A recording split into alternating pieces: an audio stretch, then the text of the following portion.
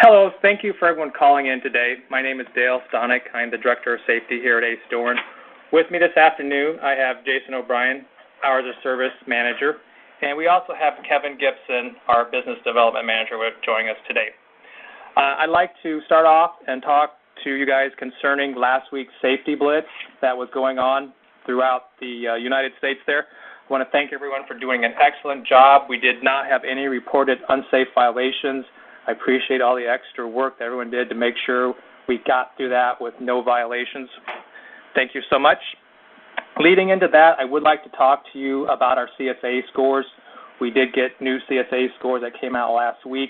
I want to share that with everyone so they understand the situation we're in concerning some various basics. On the BME side, where all of our general freight people run, our unsafe violation score is at 56. That is at the same percentage it was for the month of August, so no change there. That's probably actually good news considering the number of violations that we had the previous month. So very thankful that it did not increase on that, but we're definitely not out of the woods on that. We need it to get back down to what it was back in June in the low 30s. Hours of service, it stayed the same at 69%, no change. The goal is to get below 65%. Vehicle maintenance, we did see an increase. It went from 83% up from 82%. Driver fitness, no change there. And our crash, which our DOT crashes, went from 44% in August down to 38% in September. So nice job there. And drug alcohol, there is no violation, so there was no change. I did happen to notice that there are some secured drivers in there, so that's our government and wind drivers have joined the line also, so I want to cover our scores with them also on the other CSA scores. So our unsafe score with those drivers is at 0. I appreciate that's a tremendous score. Hours of service for that group is at 30%, no change from the month of August. Vehicle maintenance, we did see an increase. It went up to 30%, up from 27% in August, well below the threshold, but we really need to keep an eye on it because it has been slightly increasing the last few months. So I'd urge everybody to make sure they're doing their pre, mid, and post-trip inspections so we can get that number turned around. Driver fitness is at 0 also, and our crash dropped 1% from 3% down to 2%. So thank you. Keep up the good work. The other thing I want to mention to everybody is make sure you call us when you do get a roadside inspection. We always get the calls when people have clean inspections, which I appreciate. That's really great. But we also need to know when you have an inspection that has violations on it. We need to get that turned in a timely manner to the various agencies, along with any additional paperwork that may come from that if you have to do any sort of equipment repairs. The other thing I want to talk about is making sure that you call us promptly after accidents. It's very important that we're on the top side of that and we know about those events immediately. We want to be able to get our claims department involved in that and contact those other individuals, make sure they're okay, get an assessment of the scene, and hopefully get some sort of settlement before they get represented by an attorney. There's been numerous examples that we've had in the past where we were able to get settlements when we're at fault and keep our costs down at a very reasonable level. But we only can do that if you call us right away after an event. Moving right along, I'd like to talk to Jason here concerning our hours of service. Jason, how are you? I'm great, Dale. How are you? Thanks for having me. Do you mind talking a little bit about daily vehicle inspection reports? Well, with the DVIR, it'd be more related to the DOT inspection. When you do get a DOT inspection, whether it would be good or bad, it's important to put that in your DVIR, whereas if you're using a paper log, you'd include it in the remarks section down towards the bottom left of the paper. If you have e-logs, you would be putting that in the options tab, and then DVIR button, and then add DVIR, and you would include that there. The reason that's important is because that's, of course, part of a regulation, so we have to do that. in any event. If we, for some reason, would miss that on the paper log, we can always have the driver correct it on the e-log. We just get that day to do it. If it's not done that day, it's a miss, and that's it. We can't do anything about it to correct it. Now, isn't it true where I've had a couple guys say, hey, if I get inspected or if I get it repaired the same day, I don't think I need to put it on my DVIR for that day? That would be a misconception. Any repair that you would make would need to be reported on your DVIR daily, whether it was a burnt-out headlight or something major or bigger than that, like a wheel seal or something like that. We would always need proof of repair, and we need to get that in a timely fashion so we can get it back to the state within 15 days. Yeah, I kind of get concerned sometimes if a driver doesn't tell us right away and we find out about it through the FMCSA portal. It may be a week later, and then we're under the gun to get that done and out to them. And, we definitely don't want to get that turned in timely so that state doesn't necessarily shut us down because we're not turning in the inspection reports. That's right. It certainly would put us under a time crunch. The majority of our drivers are on e-logs. I don't know what the percentage is off the top of my head, but can you tell me a little bit about personal conveyance and how that works? Because I've had a number of drivers ask me when they can use personal conveyance. Well, yeah, and I get a lot of questions on that too, and how to use personal conveyance. It's a little bit more of a gray area as far as the regulation when you read it, but essentially what it says is that you would need to be unladen and be traveling from point A to point B back to point A, essentially. Is how it would generally work. It's for en route lodging or going to a grocery store or a restaurant to get something to eat, and then returning to where your trailer is to go ahead and go back on duty the next day or whatever it might be. It's kind of how personal conveyance would work. You wouldn't want to use it to try to extend your time, like after you ran out of your 11 or 14 hours, to add it to go into personal conveyance to drive the extra maybe half hour or whatever it is home. Maybe have somebody come pick you up if you really need to get there that bad, or plan out the day a little bit differently so you can get there before your time runs out.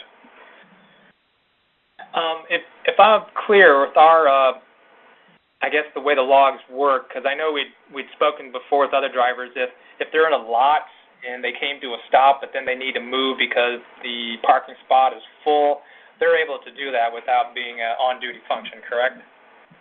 Absolutely. One of the parts built into the Ram McNally that we have as far as how it's set up is to where it's like if you were in off-duty not driving, you'd be able to drive for up to 3 miles before it would automatically put you in driving.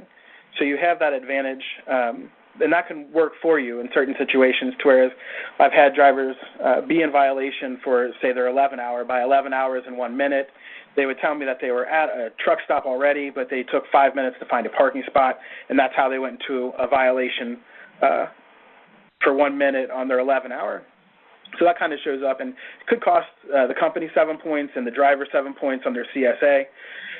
But with having that 3 miles built in, once you're maybe in the truck stop, if you're able to stop and hit off-duty and then find that parking spot, that's kind of how that 3 miles can work out to your advantage, to whereas we're not going into violation, and we can stay within the regulations that way. Excellent. Just to remind everybody, if you do have any questions, we will take questions live at the end of this call. It's *3, and then put your question in, and we'll be able to see it and then ask you that question. The other question I had for you, Jason, is 30 minutes regulation. I know that's one violation we still struggle with from time to time. Can you elaborate? Right. We do have a little bit of a struggle with drivers sometimes logging their 30-minute mandatory break within the first 8 hours. Sometimes drivers will go ahead and drive their whole shift, and then they go back at the end of the day or the next day, and they'll edit in their break. The only trouble with that is if you happen to get a DOT or you got pulled over in the meantime, your log would not be up to date, and that would also affect the companies and your CSA scores for not having that up to date. So it's important to, as you go through the day, change your statuses appropriately to whereas you're not trying to remember what you did yesterday or go back and edit the log from previous days to make them compliant.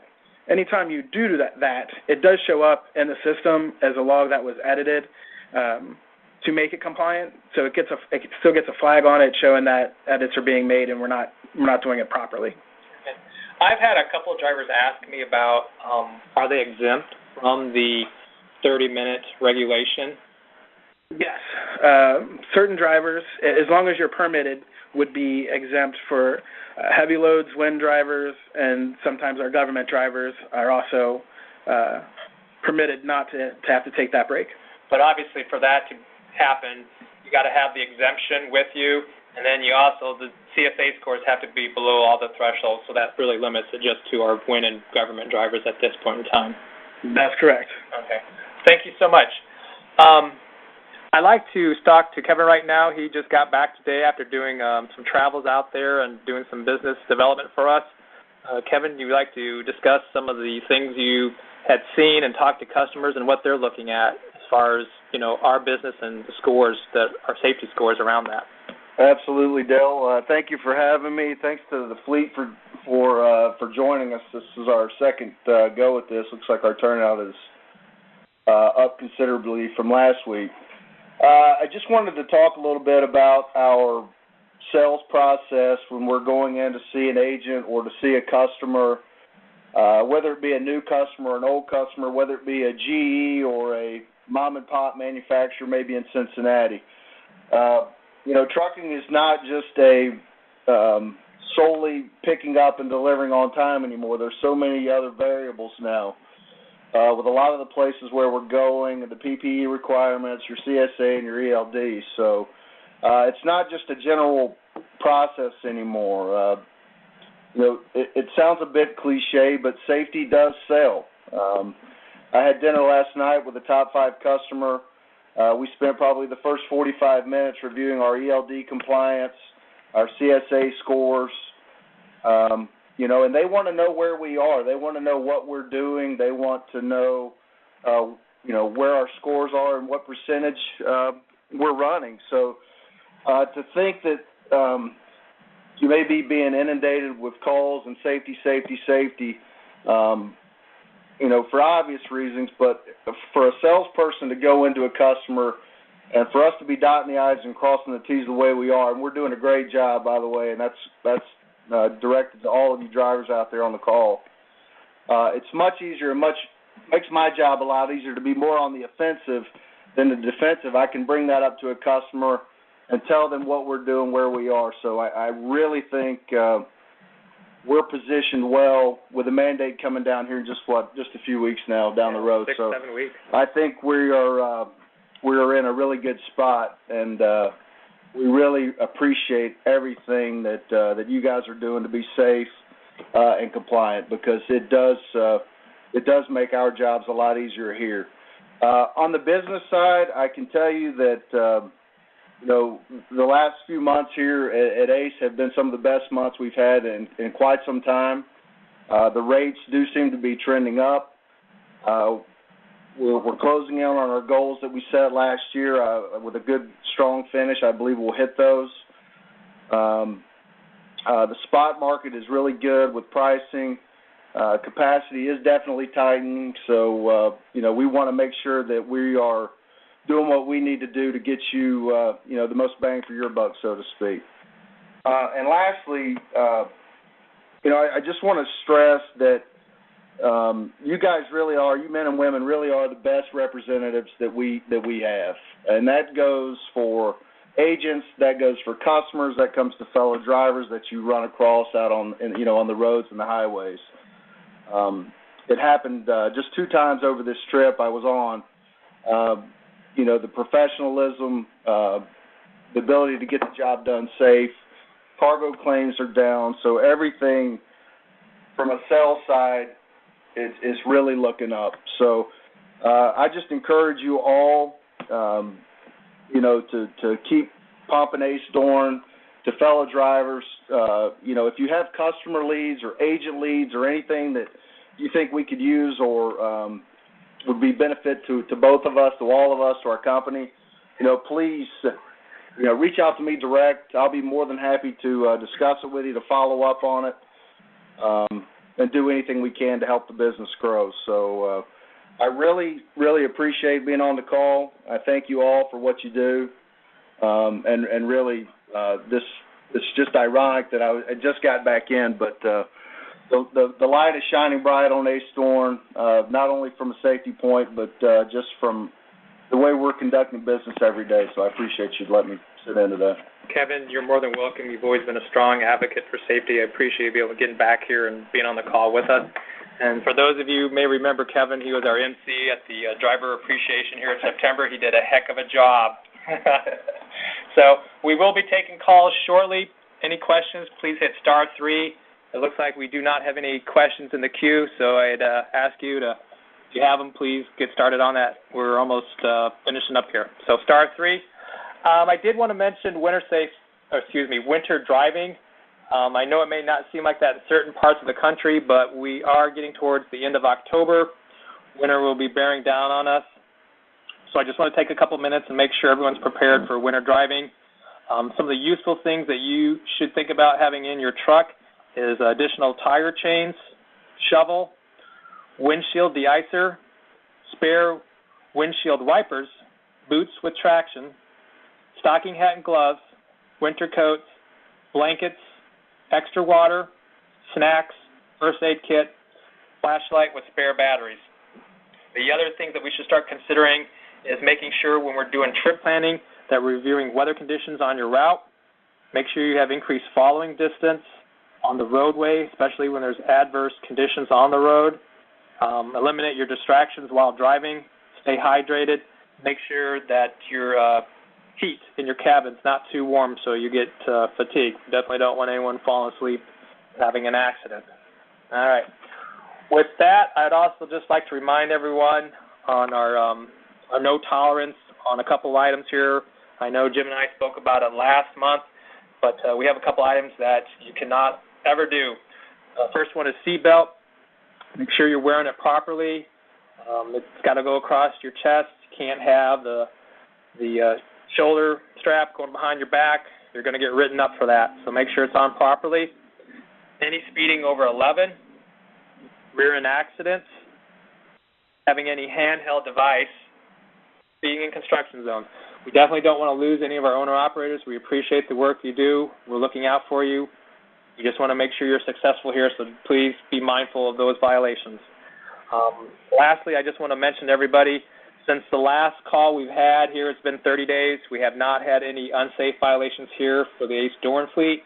I can't tell you how good that is for us. It makes it a lot easier when we don't have those violations and a negative light is shining on us. Let's just keep on going forward, doing good work. So let's see, do we have any calls in the queue yet, Tim? Nope. All right, *3, if you have any questions, we will take questions now.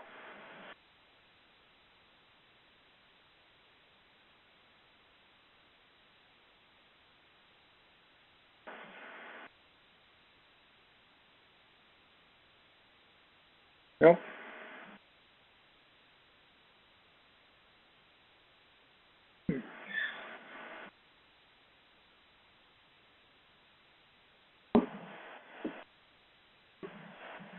All right, we'll just wait another minute or two and see if you have any questions. Shut up. Oh.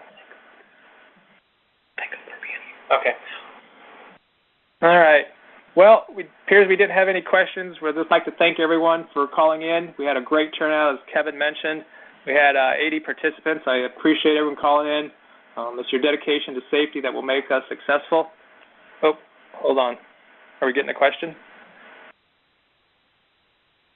Oh, hold on. We got a question coming in.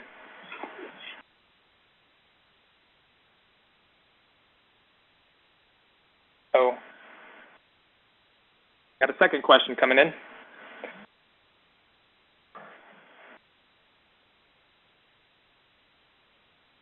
You just have to hit the button and they come up.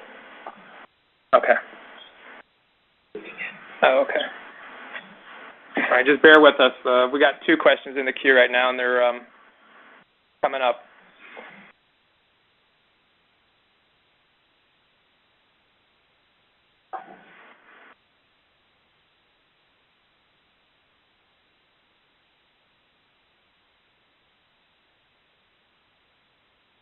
Oh, can you hit live? Okay.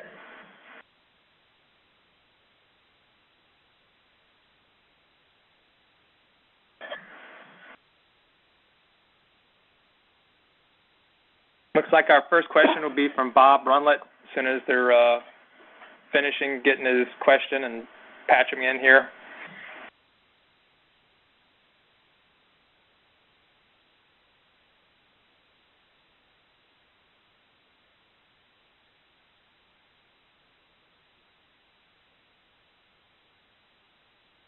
Is he ready? Huh? Let's hit it live. Yeah. Go ahead. Go ahead and hit it. Can you hit it? Thank you. Bob? Yeah. It's Dale. How are you? Pretty good. Hey, Dale. Go ahead. Go ahead. Well, I was wondering, you got to have, for the 30-minute exclusion on the brakes on oversize, you got to create a 3-piece of paper just in your possession to be legal, right? Yep. But the way I read in my paperwork, that expired. Did they renew that or just carried it on? It got renewed. Do you need a new copy? Yeah, evidently I do. Okay. We will get that out to you. Yeah, just email it to me or something. We can do that. I have Jason taking a note right now for you. Okay. I hadn't heard they renewed it. That's all I wanted to know, man. Yep. I appreciate your call, Bob. You bet. Thanks. Thanks, Bob. You bet. Bye. All right. Looks like our next question is coming in from Charles Malinsky. You want to hit just live? Or it won't let us do it. Sorry, it's technology. We can see the call coming in, but it hasn't gone through the screen process yet.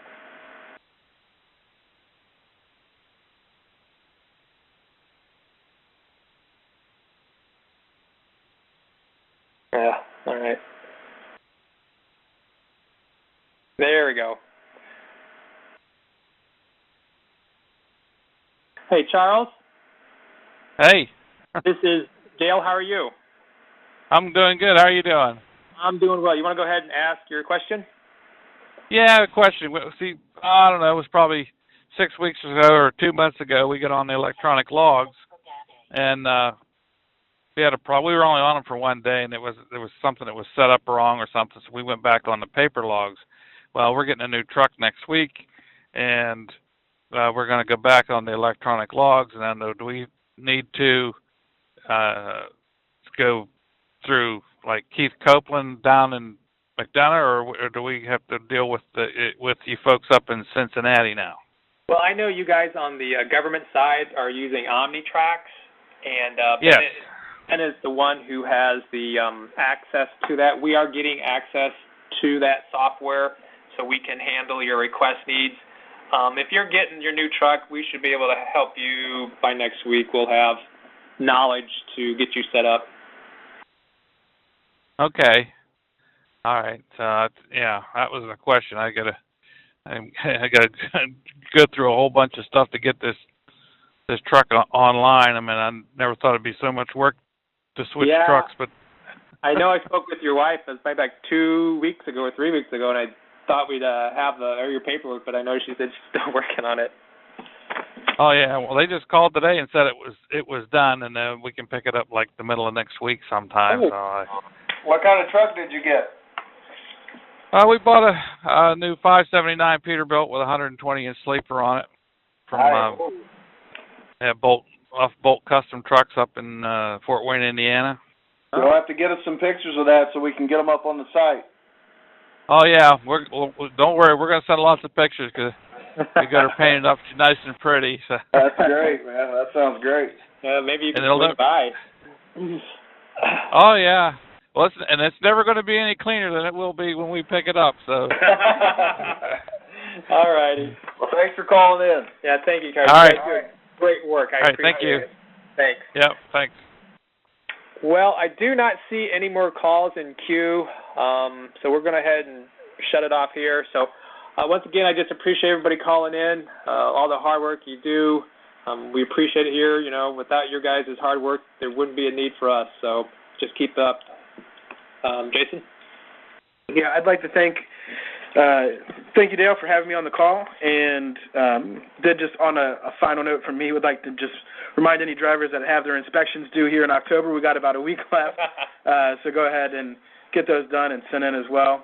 I do appreciate everything you guys do, and we'll see you next time. Kevin?